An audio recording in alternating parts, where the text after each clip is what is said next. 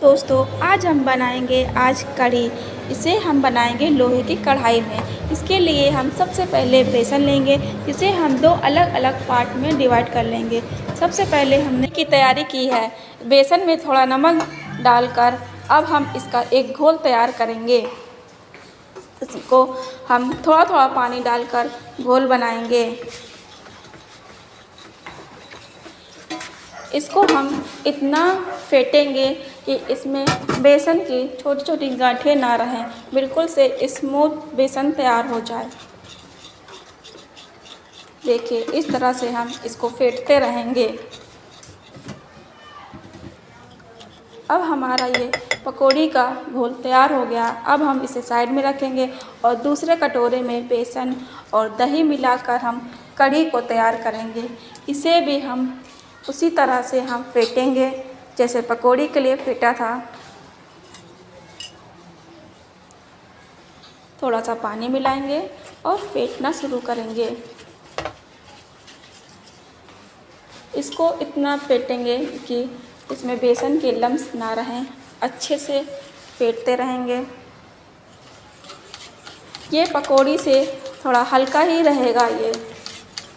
इसको भी हमने खूब फेंट लिया है अच्छे से। अब मेरे दोनों ही घोल तैयार हैं, पकौड़ी और। अब हम पकौड़ियों को निकालेंगे। देखिए इस तरीके से पकौड़ियों पे छोटे छोटे दाने पड़ रहे हैं, इसका मतलब ये पक रही हैं अंदर से। अब हम इसको पलट देंगे। मैंने पकौड़ियाँ निकाल ली है। अब उसी कढ़ाई में हम डालेंगे राई, थोड़ा जीरा, कद्दूकस किया हुआ अदरक। इसे हम पकने देंगे। फिर हम इसमें डालेंगे साबुत खड़ा हरा मिर्च। इसको भी हम थोड़ा पका लेंगे। फिर हम इसमें जो मैंने बनाया था कढ़ी के लिए बटर, वो डालेंगे। तो मैंने डाल दिया है।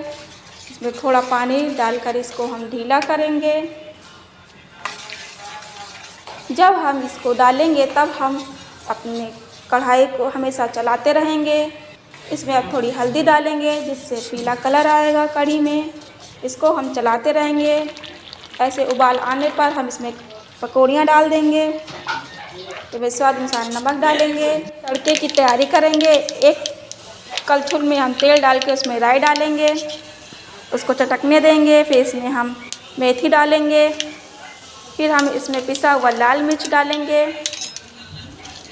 फिर इसमें हम खड़ा लाल मिर्च डालेंगे। इसको अच्छे से पकने देंगे। फिर इसे हम अपनी कढ़ी में इसका छौंक लगाएंगे। ये देखिए मेरी कितनी अच्छी लग रही है देखने में, और ये खाने में भी स्वादिष्ट।